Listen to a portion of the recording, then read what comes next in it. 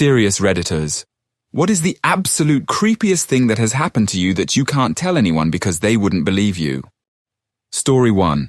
I got married too young, 21, and then divorced when I was 23. A few months went by and I started having these nightmares. Long story short, a girl in a white dress with brown hair matted with leaves and dirt walks into my house, tracking muddy footprints. She stops and stares at the attic stairs, which are down for some reason. I ask her why she's there. She screams, and the whole house crumbles. I never saw her face. I had this nightmare almost every night for 3 months, and when I say almost every night, I mean probably 95% of the time. For some reason, I started sleeping in my living room as opposed to the bedroom. I just wasn't very comfortable in there. So I'm sleeping on my couch one night, and wake up around 2 a.m. for no reason. I check my phone and see I have a text from my friend and respond, important because it verifies I was awake. I started getting very uncomfortable, and then I heard a knock at my door. I walk around and peek out the window, and there's a girl there. I can't see anything other than her white hoodie, which is up, and long dark hair coming out of it. She knocks, then knocks again. Not urgently or anything, but she didn't appear intent on leaving. So, stupidly, in retrospect, looking back on this as a 34-year-old, I crack open the door. In a quiet voice, she asks if she can use my cell. I still can't really see her face because my porch light was out and I'd been putting off changing the bulb for no reason at all. I ask if everything's okay and she just repeats that she needs to use the phone. Again, against my better judgment, I put my cell phone on the dial screen and handed it to her.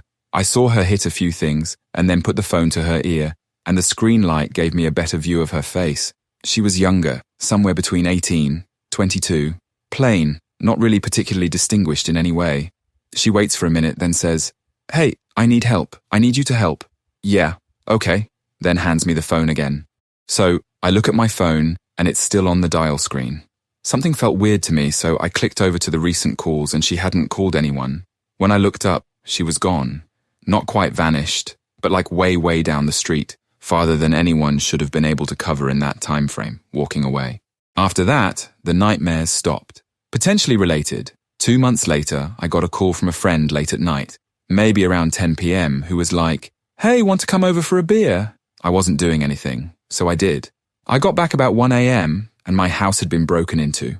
Totally trashed, with a bunch of valuables gone. Certainly I don't think my friend had anything to do with that, but I do sometimes wonder if that girl was casing my house that night. It's the only correlation I can make between the dream stopping and real-world explanations for that weird experience. The whole thing was just super weird. Story 2. I was out for a walk early one morning in a forest preserve. That's usually pretty empty. I start coming around a corner and I can see a car that's parked in the grass just outside of a parking lot. I think it's strange, but keep on walking. I'm probably like 50 feet from the car now, and suddenly the trunk pops open, the car alarm starts going off, and the driver's side door opens.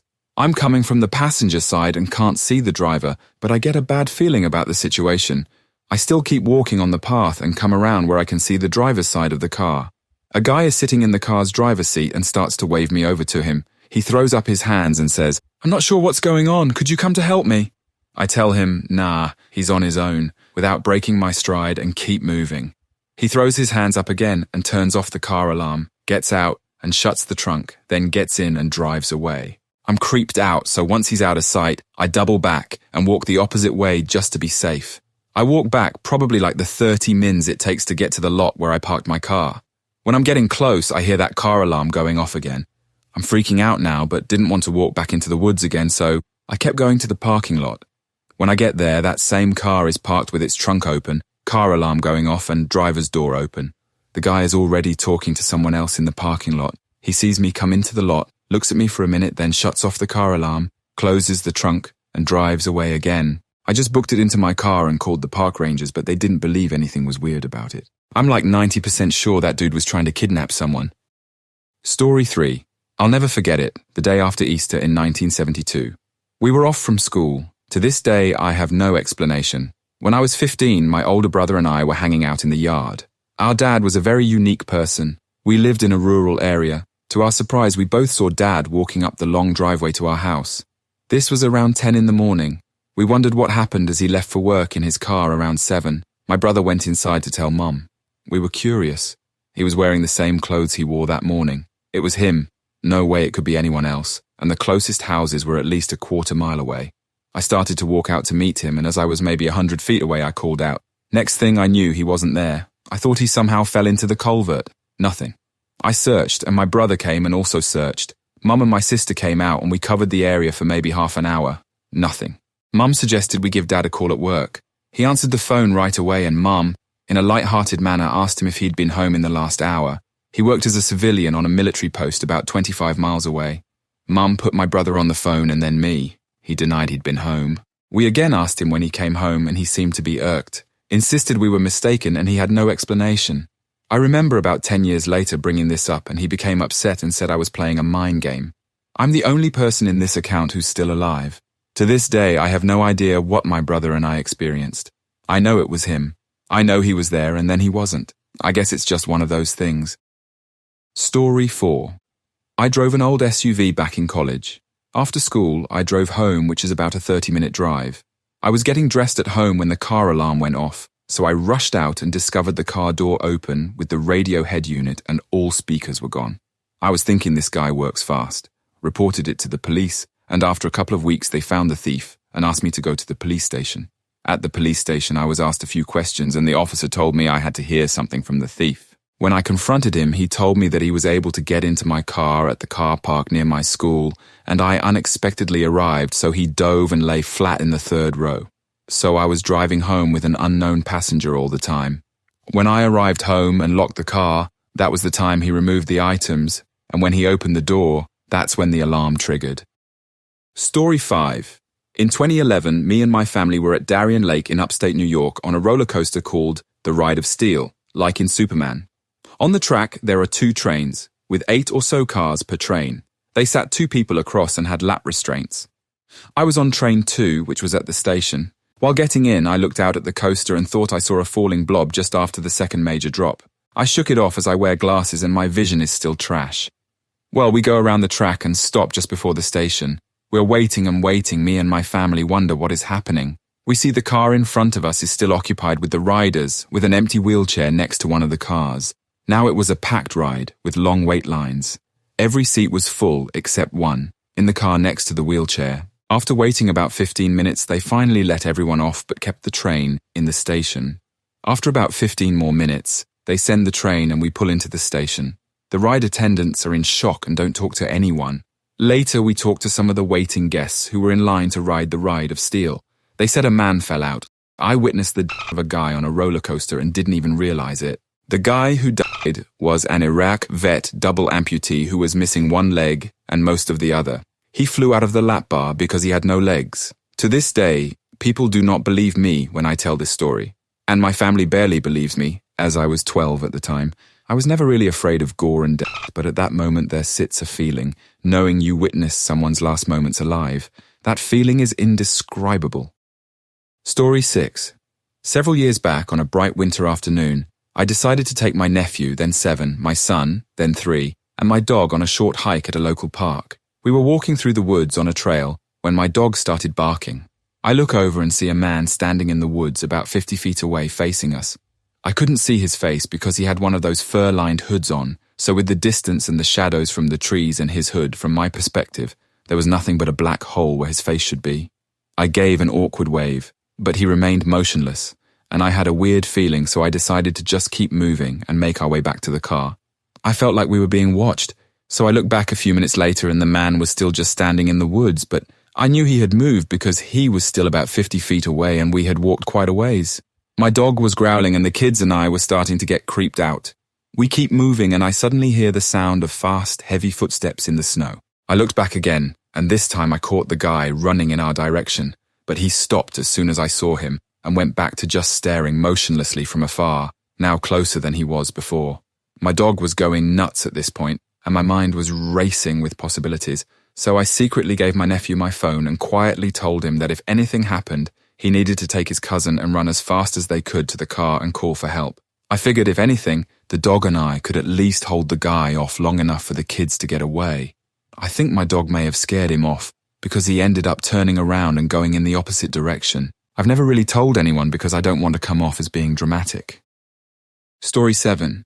When I was about 15, I spent a lot of time just walking around the downtown area with my friends. Largely, this was a very uneventful pastime as we were in a small New England city. This one time, though, things got a little weird. It was mid-afternoon and I was with two other friends of the same age, another girl and a boy. I read a lot of spy books as a kid and had it in my head that I could be some sort of secret agent, so I always had my head on swivel when I'd be out to make sure I wasn't being tailed. As you can imagine, it was rarely an issue for me, seeing as I was not an undercover secret agent, except for this day when it was. I had noticed a while earlier an older white gentleman carrying a massive black sports duffel bag, and it stuck in my head because of how strange he looked. He was dressed in relatively nice business casual, and then had this huge bag slung on his shoulder that looked pretty full. He was walking towards us on the other side of the street when I first saw him. Then a few blocks later, I turned and saw him behind us on our side of the street. He was still walking and following at about a block distance. I mentioned to my friends, "Hey, you see this guy? It kind of feels like he's following us." And they agreed that the vibe was weird. So we started testing him. We went on this crazy route all over that part of town, walking for like half an hour. We were backtracking, zigzagging, crossing the street back and forth, and this guy was copying our every move from a block behind. Eventually, we found ourselves across from the library, and at that point we were feeling thoroughly spooked. We ran inside and hid in the magazine section, because the way the stacks were set up, you could see the front door while being concealed from view. We weren't sure if we were being dramatic and imagining if the guy was following us. I mean, maybe he also was walking an erratic route around town with no end goal, but when we saw him walking through the door, all doubt was gone. He came in, poked around the entrance area, clearly could not see us, and then left. We just about peed ourselves. We waited a long time before we left in case he was outside, and then hightailed back to my friend's house.